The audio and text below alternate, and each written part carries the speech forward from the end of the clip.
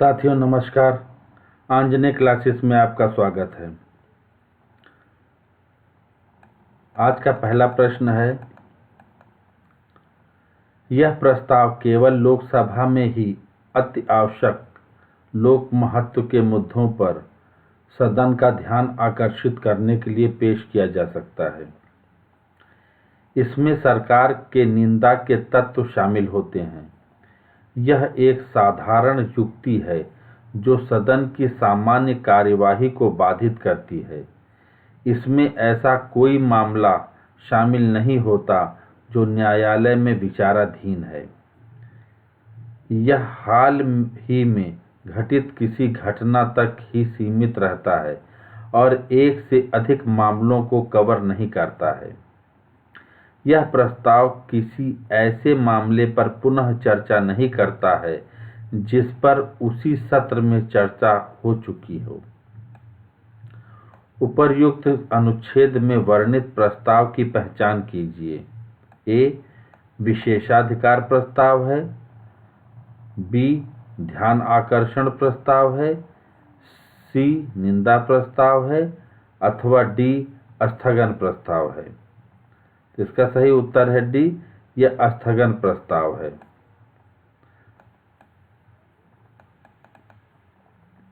स्थगन प्रस्ताव एक असाधारण प्रक्रिया है जो किसी गंभीर और महत्वपूर्ण समस्या पर चर्चा के लिए सदन में लाया जाता है।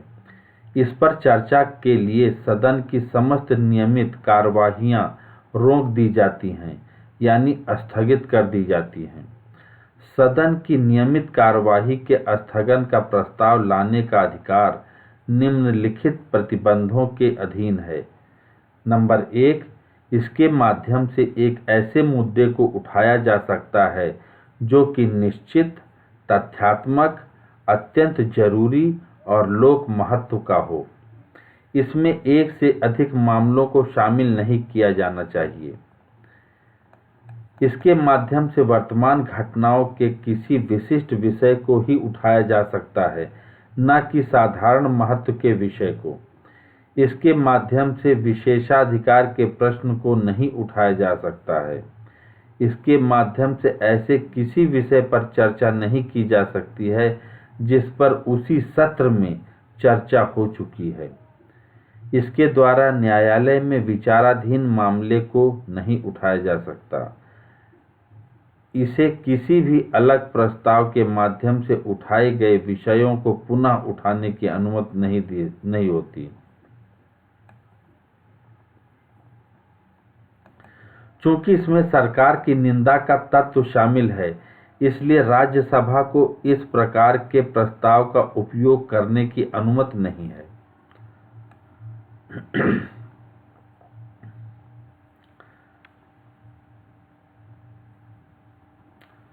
दूसरा प्रश्न है आज का, भारतीय संविधान के उद्देश्यों में से एक सामाजिक न्याय का उल्लेख निम्नलिखित में से किसमें मिलता है? ए.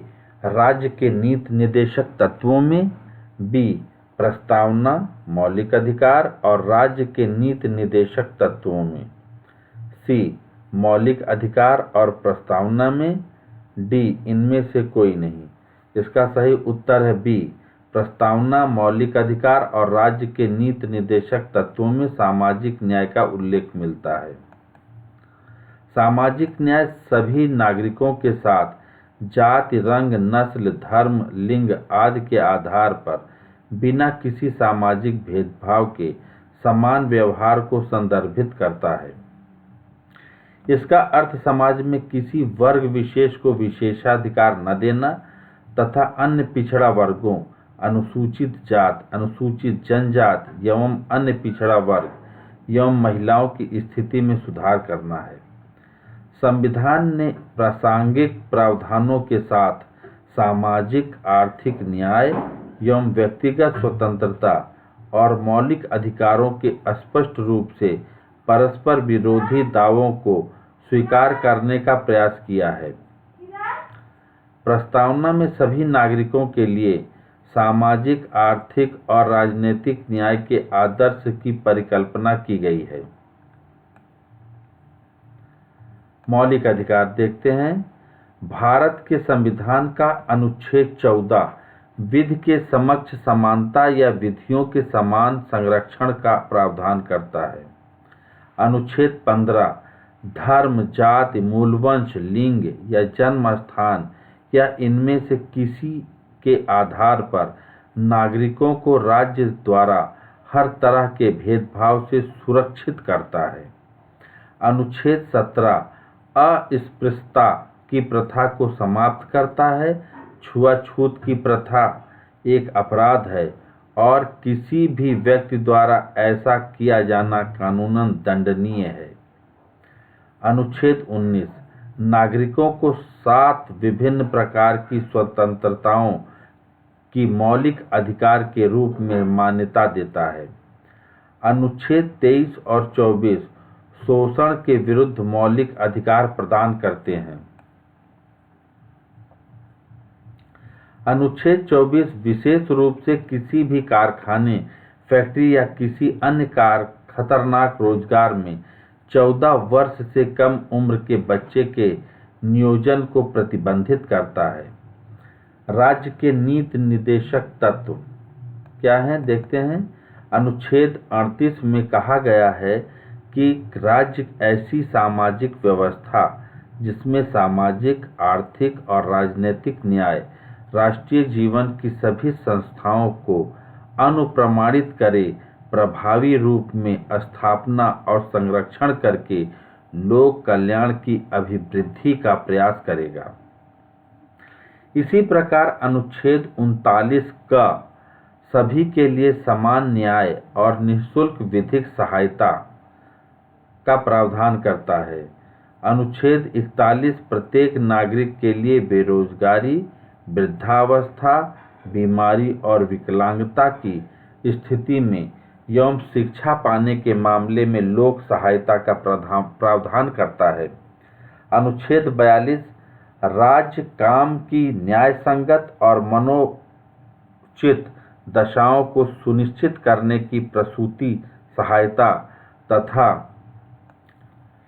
अनुच्छेद 46 अनुसूचित जाति, जनजाति एवं समाज के कमजोर वर्गों के शैक्षणिक एवं आर्थिक हितों को प्रोत्साहित कर उनके महत्व पर जोर देता है।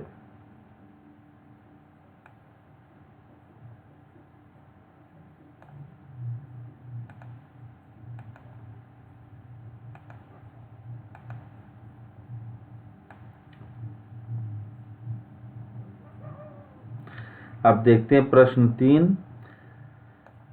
भारत की प्रस्तावना के संबंध में निम्नलिखित कथनों में से कौन सा सही है। प्रस्तावना के संबंध में नंबर 1 बेरूबाड़ी संघ के मामले में इसे संविधान का एक भाग माना गया। मतलब प्रस्तावना को बेरूबाड़ी संघ के मामले में इस संविधान का भाग माना गया, जो कि गलत है। यह संविधान के मूल ढांचे का एक हिस्सा है, ये सही है। प्रस्तावना संविधान के मूल ढांचे का एक हिस्सा है। यह न तो शक्ति का और न ही परिसीमन का स्रोत है। तीसरा कथन भी सही है। तो इस प्रकार से हमारा सही उत्तर है बी। 2 और 3 कथन सही है, कथन नंबर 1 गलत है। प्रस्तावना संविधान के बारे में निम्नलिखित 4 बिंदुओं को प्रस्तुत करती है। संविधान के अधिकार का स्रोत, जो कि भारत के लोग हैं। भारतीय राज्य की प्रकृति, संप्रभु, समाजवादी, पंथनिरपेक्ष, लोकतांत्रिक एवं गणतांत्रिक। संविधान का उद्देश्य क्या है? न्याय, स्वतंत्रता, समता एवं बंधुत्व। संविधान लागू होने की तिथि, जो कि 26 नवंबर 1949 है। केशवानंद भारती बनाम केरल राज्य मामले में उच्चतम न्यायालय द्वारा यह निर्णय दिया गया था कि भारत के संविधान की प्रस्तावना संविधान का एक हिस्सा है। प्रस्तावना न तो शक्ति का स्रोत है और न ही शक्ति को सीमित करती है। संविधान के कानूनन एवं प्रावधानों संविधान के कानून एवं प्रावधानों की व्याख्या में प्रस्तावना की महत्वपूर्ण भूमिका है। एस.आर. बोम्मई वाद में 9 न्यायाधीशों में से अधिकांश ने प्रस्तावना के एक नए अनुप्रयोग का प्रतिपादन किया जो इस प्रकार है। प्रस्तावना संविधान के मूल ढांचे को दर्शाती है। अनुच्छेद 356(1) के अंतर्गत जारी उद्घोषणा संविधान के मूल ढांचे का उल्लंघन करने के आधार पर न्यायिक समीक्षा के अधीन है। इसी प्रकार अनुच्छेद 356(1) की एक उद्घोषणा के तहत यदि प्रस्तावना में वर्णित किसी भी आधारभूत विशेषता का उल्लंघन किया जाता है तो इसे असंवैधानिक माना जाएगा। आज का चौथा प्रश्न, भारतीय परिषद अधिनियम 1861 के संदर्भ में निम्नलिखित कथनों पर विचार कीजिए। पहला कथन, पोर्टफोलियो व्यवस्था की शुरुआत। सही है, भारतीय परिषद अधिनियम 1861 के तहत पोर्टफोलियो व्यवस्था की शुरुआत हुई थी। दूसरा कथन है, वायसराय को अध्यादेश जारी करने का अधिकार मिल गया 1861 के अधिनियम के द्वारा। ये भी सही है। तीसरा कथन है, गवर्नर जनरल की परिषद के विधायी और कार्यकारी कार्यों का पृथक्करण।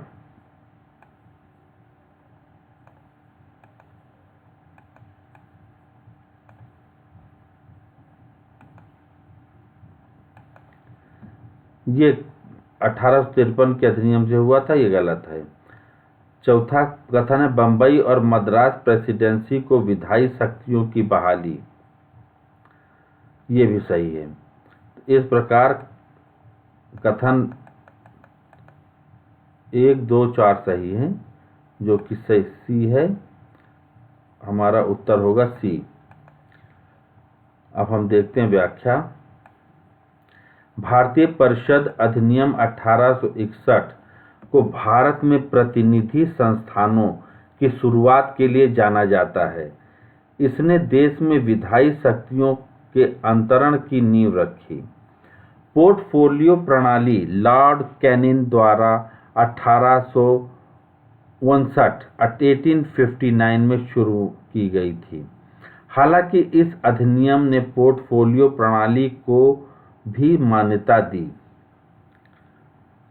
इसके अंतर्गत वायसराय की परिषद के किसी सदस्य को एक या अधिक सरकारी विभागों का प्रभारी बनाया जा सकता था तथा उसे इस विभाग में परिषद की ओर से अंतिम आदेश जारी करने का अधिकार दिया।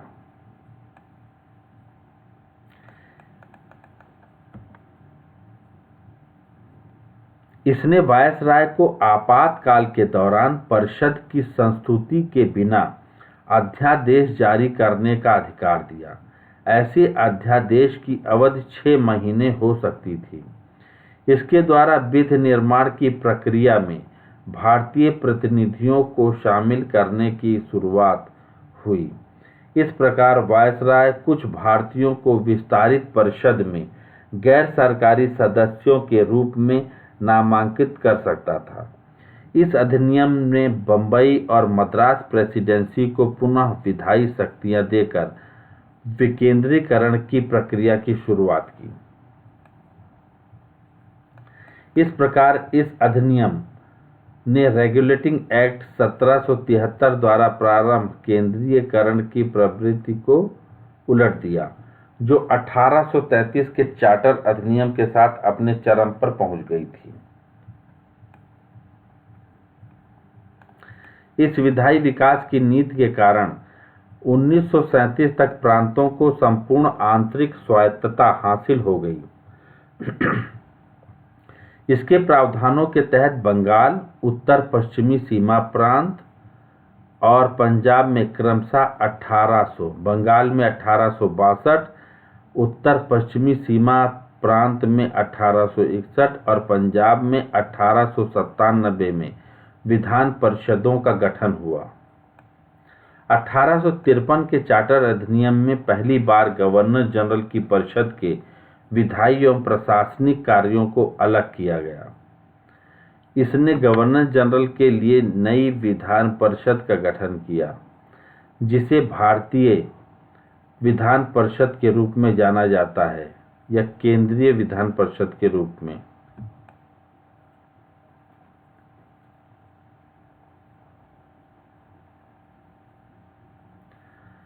आज का 5वां प्रश्न और अंतिम प्रश्न, निम्नलिखित कथनों में से कौन सा सही है?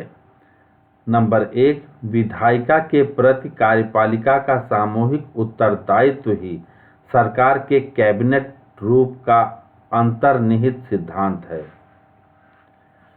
राष्ट्रपति का कार्यकाल पूरा होने के बाद ही संसद के निम्न सदन को भंग कर सकता है।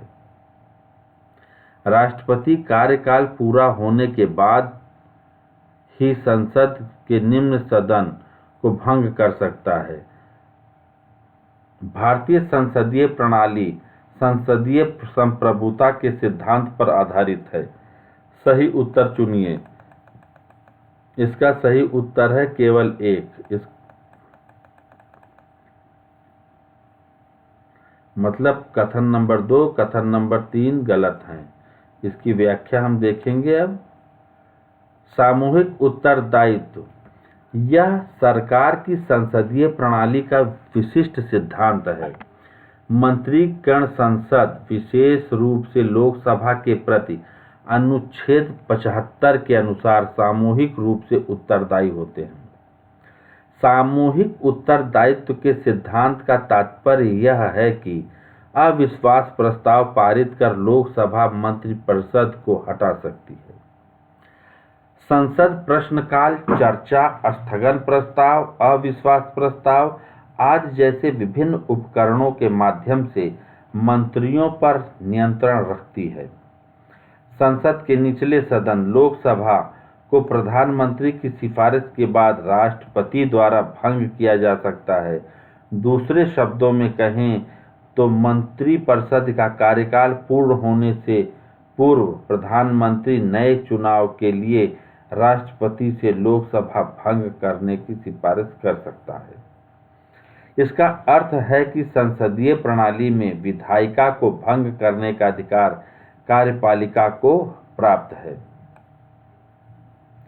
भारत में सरकार की संसदीय प्रणाली काफी हद तक ब्रिटिश संसदीय प्रणाली पर आधारित है। ब्रिटिश संसदीय प्रणाली सरकार का वेस्टमिंस्टर स्वरूप, हालांकि यह पूर्णतः ब्रिटिश प्रणाली की नकल नहीं है। ब्रिटिश संसदीय प्रणाली संसदीय संप्रभुता के सिद्धांत पर आधारित है, जबकि भारत में संसद सर्वोच्च नहीं है, क्योंकि यहाँ लिखित संविधान, संघीय प्रणाली, न्यायिक समीक्षा और मौलिक अधिकार जैसी विशेषताएं इसकी शक्तियों को सीमित करती हैं।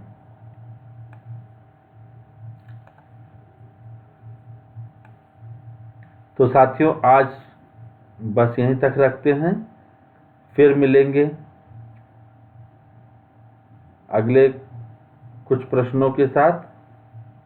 तब तक के लिए धन्यवाद। साथियों, चैनल को सब्सक्राइब जरूर करें और अपने फ्रेंड सर्कल में इसे शेयर अवश्य करें, ताकि जो कोई भी वीडियो मैं यहाँ से अपलोड करूँ वो सीधा आप तक पहुँच सके। धन्यवाद।